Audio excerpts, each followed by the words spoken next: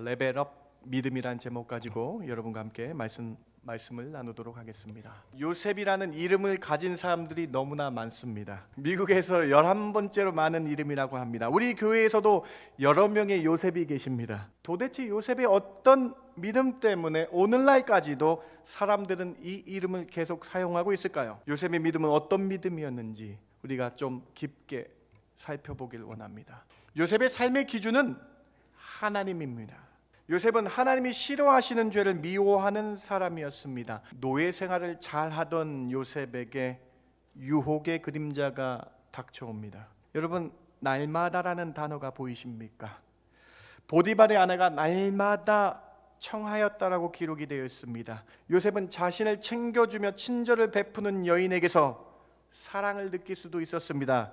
그러면서 그 여인의 유혹이 더 치명적일 수 있었다라는 거예요. 내가 어찌 이 큰 악을 행하여 하나님께 죄를 지으리이까. 여러분, 17살의 청년이 하나님이 싫어하시는 죄를 짓지 않겠다라고 발버둥치며 죄를 안 짓겠다라고 하나님 앞에 나서는 이 청년의 모습이 오늘 우리에게 도전이 됩니다. 요셉의 삶은 하나님이 보시기에 좋은 삶을 살았다라는 거예요.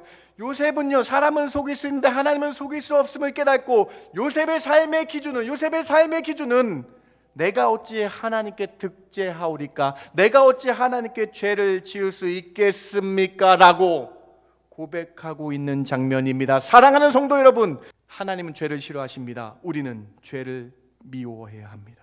두 번째로, 번성케 하시는 분은 오직 하나님임을 요셉은 온전히 믿었습니다. 비록 환경이 어려울지라도 회복케 하시는 분은 오직 하나님밖에 없다는 믿음이 있었습니다. 모세가 쓴 창세기는 이 점을 강조하고 있습니다. 흉년이 들기 전에 두 아들을 낳았을 때 요셉은 두 아들의 이름을 통해서 자신의 신앙을 고백하고 있다라고 말하고 있는 것입니다. 하나님이 내게 내 모든 고난과 내 아버지의 온 집 이를 잃어버리게 하셨다 하며 차남의 이름을 에브라임이라 하였으니 하나님이 나를 수고한 땅에서 번성하게 하셨다 함이었더라. 내가 어렵고 힘들 때에 함께 하셨고 소생케 하시며 나를 번성케 하신 분이 하나님임을 자신의 아들들의 이름을 통해서 애굽 사람들에게, 세상 사람들에게 신앙으로 고백하고 있는 장면이라는 거예요. 세 번째로, 먼저 보내시고 예비하시는 하나님을 요셉은 믿었습니다. 하나님은 믿는 자를 위해서 항상 준비하여 주십니다. 하나님이 먼저 보내셨다라고 5절에 고백하고 있어요. 7절에도 하나님이 주어입니다. 하나님이 먼저 보내셨다라고 고백합니다. 45장 8절에도 하나님이 주어이고 하나님이 요셉을 보냈다라고 강조하고 있어요. 요셉의 삶 가운데의 모든 것은 다 하나님이 주관하셨다라는 고백이에요. 사랑하는 성도 여러분, 오늘 세 번째 메시지를 통해서 여러분 삶 가운데 하나님이 나를 위해 보내주시기도 하고 나를 위해 준비하시겠다라는 이 고백이 여러분의 고백이 되시길 바랍니다. 저는 오늘 창세기 강의 이제 다음 주가 마지막인데요, 오늘 요셉의 마지막 세 번째 강의를 여러분과 함께 하길 원합니다. 레벨업 믿음이란 제목 가지고 여러분과 함께 말씀을 나누도록 하겠습니다. 요셉은 크리스찬이나 난 크리스찬에게 유명한 인물입니다. 오죽하면 요셉이라는 이름을 가진 사람들이 너무나 많습니다. mynamestate.com에 따르면 미국에서만 요셉이라는 이름을 가진 사람의 수가 221만 9,900명이라고 합니다. 미국에서 11번째로 많은 이름이라고 합니다. 우리 교회에서도 여러 명의 요셉이 계십니다. 한국 이름으로 요셉이 계신 분이 계시고 영어 이름으로 조셉을 가지신 분들이 상당히 많이 계십니다. 교육부 중고등부에서도 저희 교회 중고등부 선생님으로 조셉 선생님만 2분 계십니다. 이처럼 요셉은 너무나 위대하고 뛰어난 인물이기에 자신의 자녀들의 이름을 요셉으로 짓기도 합니다. 도대체 요셉의 어떤 믿음 때문에 오늘날까지도 사람들은 이 이름을 계속 사용하고 있을까요? 요셉의 어떤 점이 신앙의 귀감이 되는 것일까요? 오늘 우리는 요셉 인생 전체를 통해서 그 요셉의 그 전체 일정을 통해서 그 인생의 여정 가운데 요셉의 믿음을 좀 찾아봐야 되겠습니다. 요셉의 믿음은 어떤 믿음이었는지 우리가 좀 깊게 살펴보길 원합니다. 요셉의 믿음 세 가지를 여러분과 함께 나눕니다. 첫 번째로, 요셉의 삶의 기준은 하나님입니다. 요셉은 하나님이 싫어하시는 죄를 미워하는 사람이었습니다. 하나님께 죄를 짓는 삶이 얼마나 잘못되는 것인지를 삶에서 보여주는 사람이었어요. 요셉이 17살에 노예가 되어 애굽의 친위대장 보디발에게 팔려갔습니다. 나라가 다르고 말도 다른 애굽의 노예가 된 것입니다. 채색 옷을 입고 다녔던 부잣집 도련님에서 갑자기 노예로 전락한 것입니다. 이러한 극한 상황에서도 요셉은 성실히 맡겨진 일을 잘하였습니다. 하나님을 찬미하고 예배하는 것도 놓치지 않았습니다. 그의 주인 보디발이 요셉을 보고 요셉의 하나님의 이름을 알게 되었고 요셉이 예배하는 자임을 입으로 간증했기 때문입니다. 노예 생활을 잘하던 요셉에게 유혹의 그림자가 닥쳐옵니다. 그것은 전혀 예상치 못했던 성적인 유혹이었습니다. 17살의 청년에게 성적인 유혹은 치명적인 것이었습니다. 바로 친위대장 보디발의 아내가 요셉을 성적으로 유혹한 것입니다. 우리 모두는 청소년기를 다 겪었습니다. 여러분, 17살 남자 청년에게 치명적인 유혹은 아마도 가장 큰 유혹은 성적인 유혹일 거예요. 그런데 이 요셉은 그 유혹에서 이겨낼 수 있었습니다. 호르몬의 시기가 가장 왕성한 17살 나이에 성적인 유혹을 받게 되었다라는 거예요.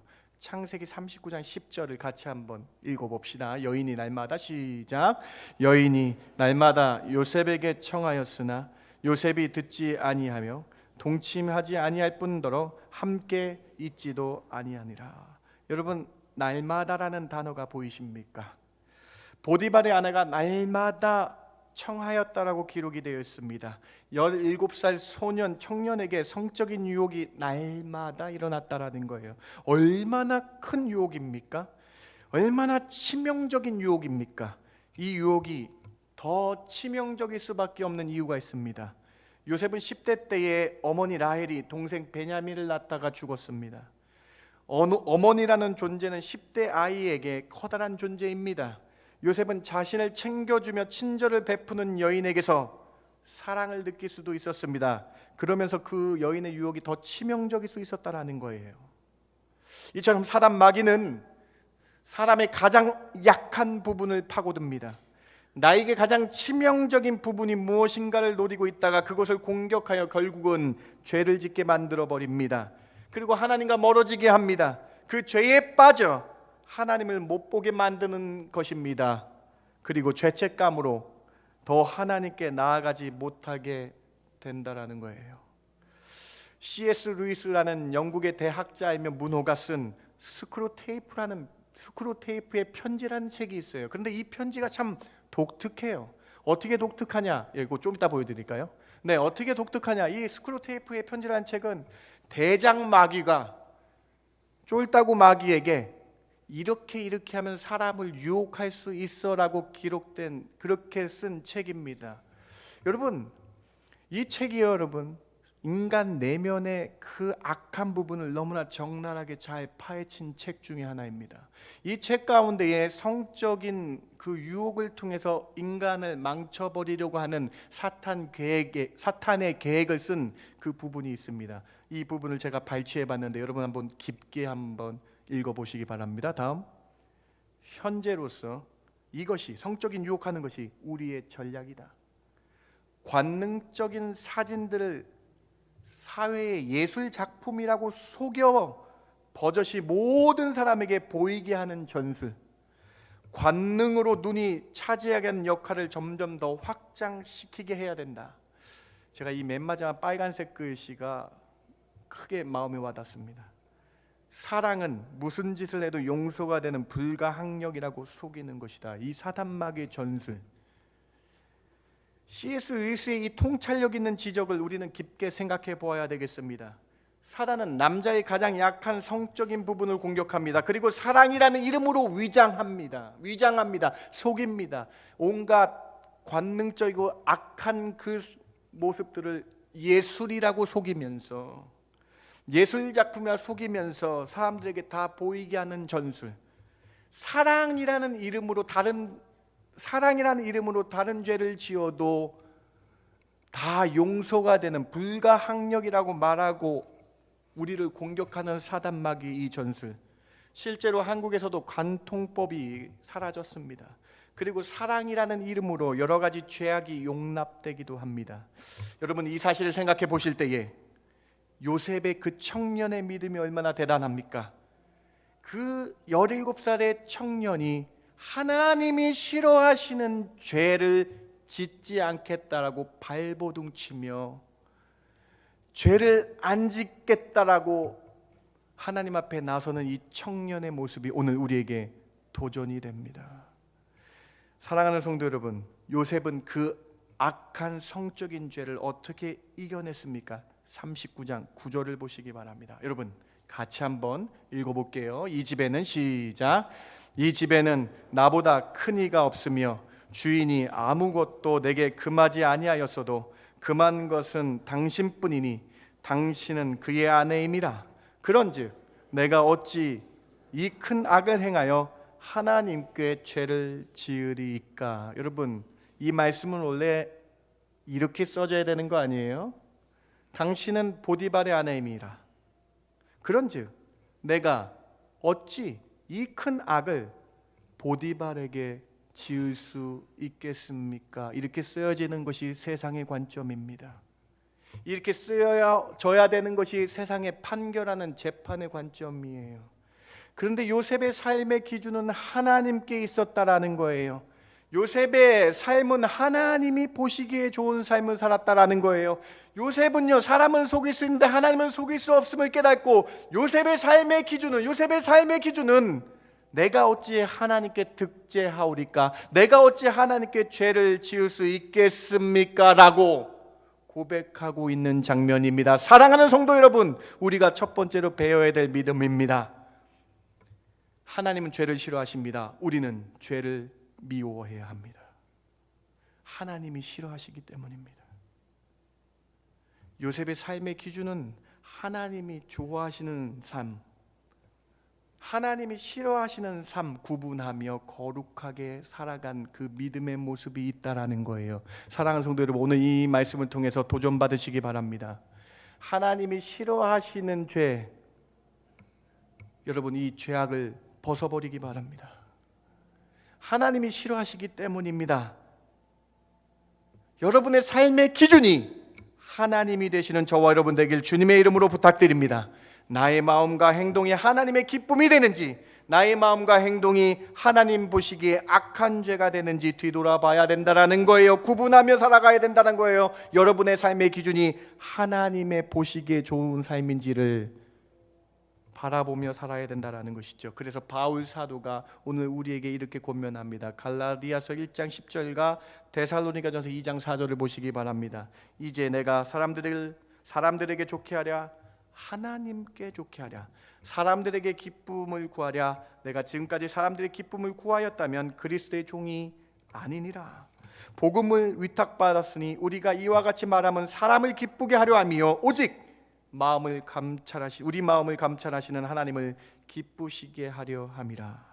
사랑하는 성도 여러분, 여러분의 삶의 기준이 하나님께 기쁨이 되는 삶 되시길 주님의 이름으로 부탁을 드립니다. 하나님이 미워하시는 죄를 짓는 그러한 삶, 하나님이 보시기에 하나님이 싫어하시는 죄를 짓는 삶, 그것을 내려놓으시고 그것이 하나님의 기준에 미치지 못한다는 걸 기억하시면서 하나님 보시기에 삶을 살아야 된다는 것이죠. 오늘 요셉의 모습이, 이 믿음의 모습이 우리의 모습이 되어야 되겠습니다. 사탄마귀는 두루다니며 삼킬 자를 찾는다라고 말씀하세요. 우리의 약점을 사탄마귀는 공격합니다. 이럴 때 우리는 내가 어찌 하나님 앞에 득죄하리요, 내가 어찌 하나님 앞에서 죄를 지을 수 있겠냐라고 말하며 우리의 기준이 하나님이 되어야 된다는 것입니다. 요셉은 하나님이 싫어하시는 그 자리를 피했습니다. 요셉은 하나님 보시기에 악한 죄를 지을 수 있는 그 환경 자체를 가지를 않았다라는 거예요. 오늘 말씀 39장 11절과 12절과 13절을 주의 깊게 보세요. 여러분, 요셉의 모습을 한번 보세요. 믿음의 모습을 보세요. 11절 보세요. 집에 사람이 하나도 거기에 없었더라. 이 하나도 없는 그때에 12절 보세요. 그 여인이 그의 옷을 잡고 이르되 나와 동침하자. 그러나 요셉이 자기 옷을 그 여인의 손에 버려두고 밖으로 나가매 그 여인이 요셉이 그의 옷을 자기 손에 버려두고 도망하여 나감을 보고, 여러분 이 장면에서 무엇을 느끼십니까? 죄를 지을 수 있는 곳에서 박차고 나간 요셉의 모습을 보셔야 돼요. 악한 환경이나 악한 그 자리가 죄를 지을 수 있는 자리임을 보고 그냥 밖으로 나간 이 청년의 모습이 오늘 우리에게 도전이 됩니다. 여러분 그 10절 말씀에 여러분 이렇게 기록되는 거 다시 한번 보시겠어요? 39장 10절에 이렇게 기록되어 있어요. 여인이 날마다 요셉에게 청하였으나 요셉이 듣지도 아니했대요. 여러분 듣지도 아니하고 동침하지 아니할 뿐만 아니라 함께 있지도 아니었더라. 여러분 뭘 의미합니까? 여러분 히브리어 원문, 창세기 히브리어 원문에 듣지도 아니했다라가 맨 앞에 나오면서 강조되어 있어요. 악한 말은 듣지도 아니하려고 한 이 청년의 믿음의 모습을 보라는 거예요. 악한 것은 듣지도 아니하려는 모습, 그 오만한 자리, 죄 지을 수 있는 환경에 가지도 않으려는 이 청년의 모습, 이 믿음의 모습이 우리에게 도전이 되어야 된다는 것이죠. 사랑하는 성도 여러분, 이 세상 사람들은 악한 자리에 가서 악한 일을 행합니다. 여러분 세상 사람들이 여러분에게 악한 자리에 오라고 초대할 때 여러분 오늘 요셉의 말씀을 기억하시기 바랍니다. 오만한 자리에 나가지 마시기 바랍니다. 죄를 지을 수 있는 환경에 가지 마시기 바랍니다. 시편 1편에 이렇게 우리에게 권면합니다. 같이 한번 읽어봅시다. 복 있는 사람은 시작.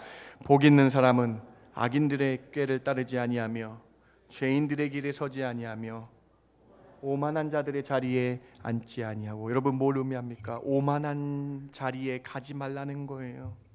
죄를 지을 수 있는 그 길에 서지 말라는 거예요. 유혹하는 그 말을 듣지 말라는 거예요. 악인들의 꾀를 따라 그 꾀를 듣지 말라는 거예요. 오늘 요셉의 모습이 여기 있지 않습니까?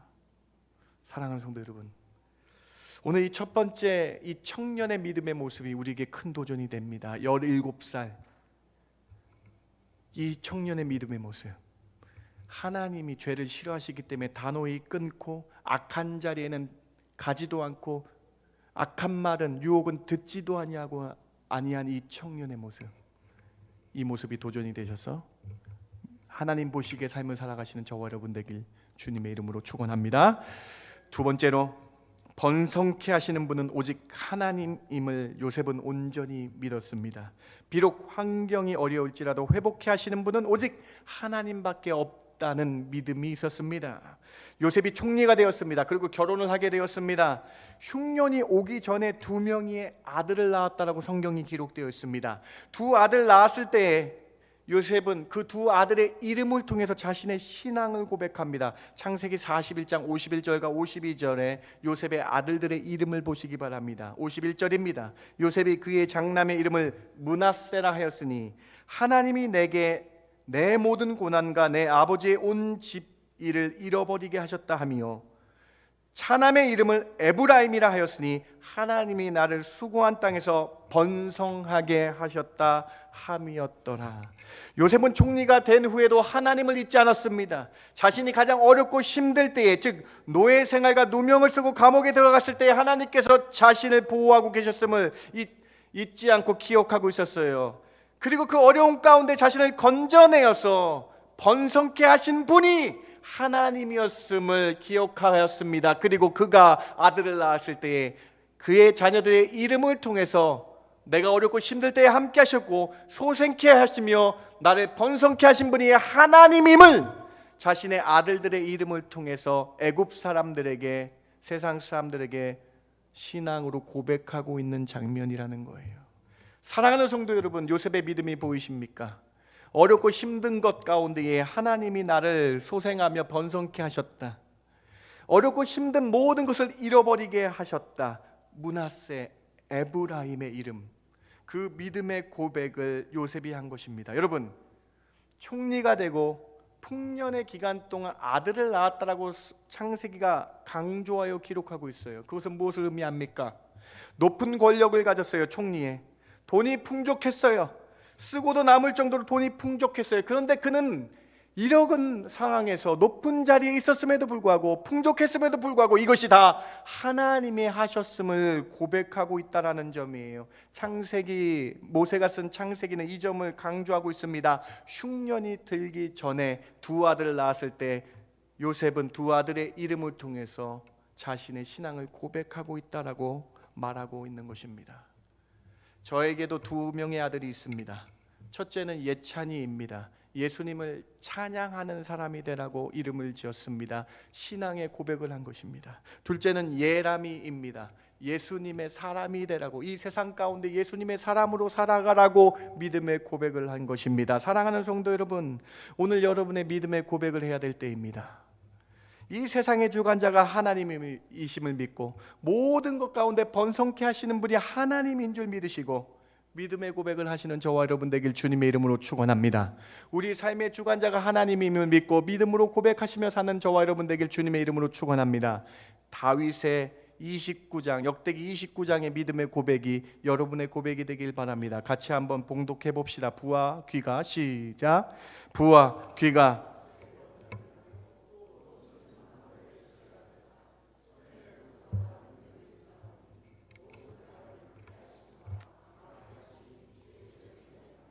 여러분, 이 고백이요, 어떤 고백인지 아십니까? 다윗이요 13년 동안 도망자였습니다. 사울이 13년 동안 다윗을 죽이려고 했습니다. 여러분, 도망자의 삶이 얼마나 무섭습니까? 편히 잘 수 있었을까요? 잠을 자고 있었을 때 불안해서 어떻게 잠을 잤을까요? 작은 소리만 들려도 나를 죽이러 온 것이 아닐까? 이런 삶을 13년 동안 했어요. 7년 반은 헤브론의 왕이 되었습니다. 다윗이. 그런데 반쪽의 왕이었어요. 유다 땅만 다윗을 왕으로 인정했고 북쪽의 이스라엘 땅은 다윗을 왕으로 인정하지 않았습니다. 그 7년 동안 다윗은 또 환난을 당했어요. 13년과 7년 반, 20년 동안 다윗은 힘들고 어려운 삶을 살았어요. 그런데 그가 이렇게 고백합니다. 부와 귀가 주님께로 말미암습니다. 모든 만물을 주관하신 분은 주님뿐입니다. 권세와 능력은 주님께 있습니다. 우리를 크게 하신가 강하게 하심은 내가 아니라 주님이십니다. 요셉과 같은 고백입니다. 어렵고 힘들었을 때 나를 소생케 하며 번성케 하신 분은 하나님. 오늘 다윗이 20년 동안 어려움과 괴로움을 당했을지라도 높이시고 강하게 하신 분은 하나님. 사랑하는 성도 여러분, 오늘 두 번째 메시지, 요셉의 고백이, 오늘 이 다윗의 고백이 여러분의 고백이 되시기 바랍니다. 그래서 이 믿음으로 살아갈 때 주님이 우리를 강하게 하여 주실 줄 믿습니다. 이 믿음으로 살아갈 때 우리를 크게 하여 주실 줄 믿습니다. 이 믿음이 온 세상을 이기는 놀라운 은혜가, 이 믿음으로 온 세상을 이기는 놀라운 은혜가 여러분 삶 가운데 펼쳐지길 주님의 이름으로 축원합니다. 두 번째 메시지입니다. 세 번째로, 먼저 보내시고 예비하시는 하나님을 요셉은 믿었습니다. 하나님은 믿는 자를 위해서 항상 준비하여 주십니다. 요셉의 믿음의 절정은 예비하시는 하나님, 준비하시는 하나님을 굳게 믿었다라는 것입니다. 오늘 본문 창세기 45장 5절부터 8절까지를 보시고 공통점을 찾아보세요. 다음, 오늘 본문 5절, 7절, 8절에는 이렇게 기록되어 있습니다. 하나님이 주어입니다. 하나님이 먼저 보내셨다라고 5절에 고백하고 있어요. 7절에도 하나님이 주어입니다. 하나님이 먼저 보내셨다라고 고백합니다. 45장 8절에도 하나님이 주어이고 하나님이 요셉을 보냈다라고 강조하고 있어요. 요셉의 믿음은 하나님이 보내셔서 큰 생명을 보존하시려고, 믿는 자의 생명을 구원하시려고, 하나님이 야곱의 가족 이스라엘을 큰 보존하시고 큰 구원으로 인도하시기 위해 나를 준비케 하셨다, 나를 보내주셨다라고 고백하고 있는 장면입니다. 사랑하는 성도 여러분, 여기 세 번째 믿음이 있습니다. 요셉의 삶 가운데의 모든 것은 다 하나님이 주관하셨다라는 고백이에요. 요셉의 모든 일거수일투족을 아시고 하나님이 함께 하셔서 모든 일 가운데 하나님이 예비하시고 준비하셨다라는 것을 요셉이 고백하고 있는 것입니다. 사랑하는 성도 여러분, 오늘 세 번째 메시지를 통해서 여러분 삶 가운데 하나님이 나를 위해 보내주시기도 하고 나를 위해 준비하시겠다라는 이 고백이 여러분의 고백이 되시길 바랍니다. 아브라함에게 하나님께서는 큰 은혜로 예비하시고 준비하셨습니다. 여러분 잘 아시는 창세기 22장의 여호와 이레의 사건을 기억하십니까? 하나님이 아브라함에게 명령하셨습니다. 독자 이삭을 바치라고 명령하셨습니다. 아브라함이 믿음을 가지고 순종하며 나아갔습니다. 믿음을 가지고 순종할 때에 하나님은 아브라함을 위해서 순양을 예비하셨다라는 거예요. 그리고 창세기 22장 14절에 그 결론적인 말씀을 우리에게 주십니다. 같이 한번 읽어봅시다. 아브라함이 시작. 아브라함이 그 땅 이름을 여호와 이레라 하였으므로 오늘날까지 사람들이 이르기를 여호와의 산에서 준비되리라 하더라. 사랑하는 아브라함을 위해서, 하나님을 온전히 믿는 그 아브라함을 위해서 하나님께서는 순양을 준비하셔서 미리 준비하셔서 보내주셨다. 오늘 세 번째 요셉의 믿음, 하나님이 모든 걸 주관하셔서 상황과 때에 맞게 보내주시며 하나님께서는 형들의 악함을 선으로 바꿔주셔서 예비하시고 준비하신다. 아브라함이 자신의 아들 이삭을 죽일 위기에서 순양을 보내주신 걸 깨닫고 여호와 이레라고 간증한 것처럼 오늘 우리도 나의 삶 가운데에 가장 좋은 분을 보내주실 줄 믿는 하나님을 봐야 되며 오늘 우리 삶 가운데 나에게 선한 환경으로 인도해 주실 하나님을 봐야 되며 오늘 우리의 삶 가운데에 하나님이 나를 위해 준비해 주실 줄 믿습니다라는 고백이 여러분 삶의 고백이 되길 바랍니다. 오늘 세 번째로 주신 우리의 하나님 말씀입니다. 여러분, 요셉이 위대한 거는요, 형들의 악함을 하나님께서 선으로 바꿔주셨다는 믿음이 있다라는 거예요.